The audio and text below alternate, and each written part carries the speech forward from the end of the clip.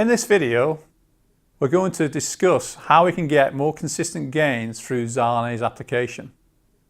This is going to look at three potential different mechanisms that the Xylanase can act in terms of improving animal performance. And what we will look at is the performance improvement, particularly in swine, and how in the future we can use Xylanases to optimize animal performance. So why do we want to use Xylanases? If you look at the NSP contents of different feedstuffs, we can see from this visual that if you look at the corn, the wheat and the barley, that the Arabinoxylan contents are the highest NSPs in these particular cereals. Therefore, if you look at the diets for a corn soy diet or a wheat soy diet, the composition of that NSP content will be around about 40 to 50% of Arabinoxylans. There are two components of the Arabinoxylans. There's the soluble component and the insoluble component. The soluble component has an effect by increasing the viscosity of the digester in the upper tract, and this can have a negative impact on nutrient digestibility and utilization. The insoluble Arabinoxylans form a part of the structure of the plant cell wall, and therefore this impedes the endogenous enzymes of the animal from breaking down the starch and protein within that plant cell wall. So therefore, if we can use a Xylanase, we can reduce the viscosity and therefore improve digestibility, or we can break down and punch holes in the cell wall, giving access to the starch and protein to the pigs or the chicken's own endogenous enzymes. Xylanases are three main mechanisms. The first mechanism is the ability of the Xylanase to reduce the digestive viscosity. Typically, a soluble Arabinoxylan will increase the digestive viscosity. This impedes nutrient utilization by the animal. If we add a Xylanase, we break down the long-chain Arabinoxylans and therefore reduce the digestive viscosity. This improves nutrient utilization, especially related to fat and specifically saturated fats. The second mechanism is the ability of the Xylanase to break down the insoluble Arabinoxylans in the cell wall. Effectively, it's punching holes in the cell wall, allowing the endogenous enzymes of the own animal to break down starch and protein within that plant cell wall. And finally, which we're going to concentrate on in the rest of the video, is the ability to produce prebiotic xylo-oligomers through the breakdown of long-chain Arabinoxylans through the use of a Xylanase. So we're going to talk in more detail about the third mechanism, the prebiotic effect of the Arabinoxylan oligosaccharide, or otherwise, as we go forward, Axos.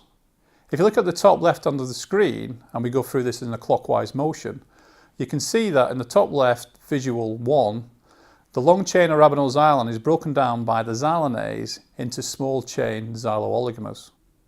These xylo-oligomers are then fermented by the microflora in the lower and hindgut of the animal, and this can have a multitude of effects. It can have an improvement or increase in volatile fatty acids. These volatile fatty acids can be used as an energy source. They can also be used as bacterial control, or they can also be used for the production of butyrate, improving epithelial integrity. This change in microflora can also have a beneficial by reducing the pathogenic bacteria within the hindgut. And finally, the VFA production has a feedback loop which reduces the digestive flow within the animal. This means that you get greater retention within the stomach and increased overall diet digestibility. If you look at the Axos production, what we can see from this following visual is that not all Xylanases can produce the right Axos profile or the same Axos profile. This can be determined by the dose of the Xylanase or the characteristic of the Xylanase.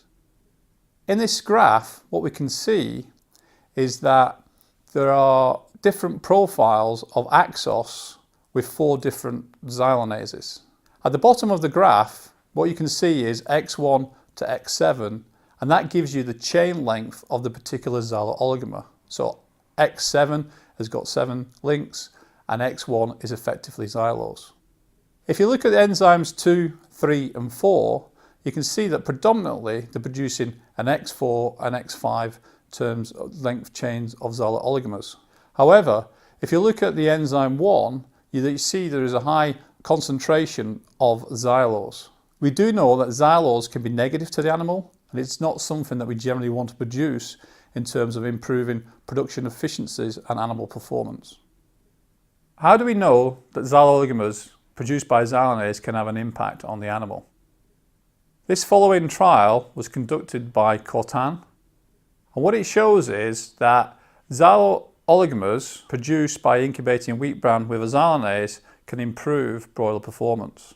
If you look at the left hand side of the graph, the dark blue bar, you can see that the feed conversion is around about 1.48 to 1.49.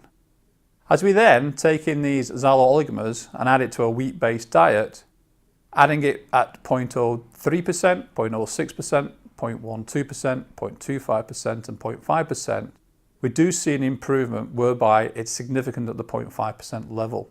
So we're seeing an improvement in feed conversion through adding xyloligomers to the diet. But the classic thing within this experiment is that they also added the Xylanase that was used to produce the xyloligomers externally actually to the animal and get a similar level of performance to the 0.5% xyloligomers added to the diet. This indicates that the mechanism of Xylanase producing xyloligomers is indicative of improved performance within the animal. If you look at the mechanism of xyloligomers, one of the key components was the production of volatile fatty acids.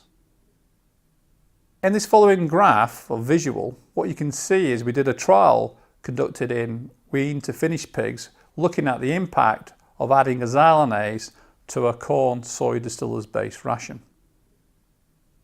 The addition of the Xylanase in the dark blue bars showed an increase in the fecal acetic acid content by improving it by 20%, the propionic acid by 10%, the butyric acid by 9%, and this resulted in an increase of 22% in the total volatile fatty acid component, which was significant. This data supports the mechanism that we discussed, where xyloligomers increase the volatile fatty acid production within the animal. This is especially important in pigs, where the older pig can utilise volatile fatty acids for energy and improvement in feed efficiency. The following slide is a combination of pig and poultry work, looking at the impact of Xylanase on improvement in the undigested fraction of amino acids. If you look on the left hand side, threonine has an undigested fraction of around about 0.24 to 0.26. The undigested fraction can be defined by looking at the total threonine minus the digestible threonine. If you then look at methionine, methionine is often added to the diet as a synthetic amino acid, and so therefore the digestibility of methionine in the diet is higher. So if you look at the undigested fraction of methionine, you find that the undigested fraction is around about 0.1 to 0.12. However, when you look at the improvement in digestibility of that undigested fraction for threonine, which can be depicted by the red line, it's around about 15%. And also for methionine, it's 15%. And in effect, all the amino acids are improved by the Xylanase by 15%. And this shows that you have a mass action effect of a Xylanase on the diet. This helps support the mechanism whereby you are producing the volatile fatty acids, slowing down that digester and improving overall feed digestibility. We've talked about the mechanistic effects of the Xylanase, but what happens when we feed a Xylanase to the animal?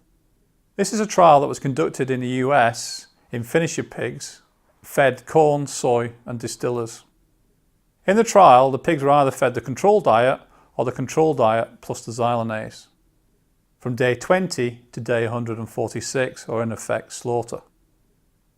What you can see is that from day 20 to day 83, the dark blue bars, which are the performance of the pigs fed the Xylanase, you see a small improvement in feed conversion. From day 83 to day 146, or around about the start of 60 kilos, you can see quite a large impact on the Xylanase in terms of feed conversion ratio.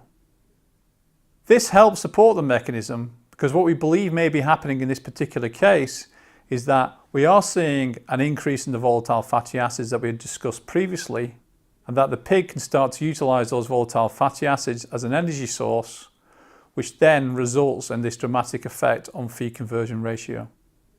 The previous study has shown that the addition of Xylanase in the nursery improves overall feed conversion, but with the bigger response being in the late finisher pig. We believe that this may be a way that we can get greater consistency of response, particularly in corn, soy, distiller-based rations. The following graph is a 5-trial summary in the US based on corn, soy, distiller rations where Xylanase was added into the feed during the nursery period. What you can see from this slide is that there is a 6-point improvement with the addition of a Xylanase. And this 6 points is worth approximately, based on the US system, about $1.80 to $2.10 per pig. So we've gone through the mechanism of how a Xylanase can work. We've also gone through how the Xylanase can impact particularly pig performance. So how do we ensure we get a consistent response with the Xylanase? We need to select the right Xylanase. It's important that when we add the Xylanase to the diet, it actually gets to the animal and can be consumed through the feed. So therefore, thermostability is important. It needs to be able to get through the processing temperature within the mill. Assayability is also key. We need to know that the Xylanase is there, and some Xylanases can be affected by serial inhibitors, therefore reducing the ability to detect the Xylanase within the feed, even though it may well be there. It also has to be active in the gut. It needs to be pepsin and acid stable, so therefore it can have effect within the animal. Another key component, which we've already discussed, is the mode of action. We need to be able to produce the right profile of xylo oligomers. We don't want to produce a high level of xylose, we want to produce the right profile. We also want to be able to reduce viscosity and also open up feed cell walls. One other key component is that we need to feed the Xylanase early for the maximum returns. What we found in these studies is that when we feed the Xylanase in the nursery period, we can have a dramatic improvement in feed conversion in late finisher. This can reduce substantially the amount of feed intake within the finisher pig and produce considerable cost savings. Thank you.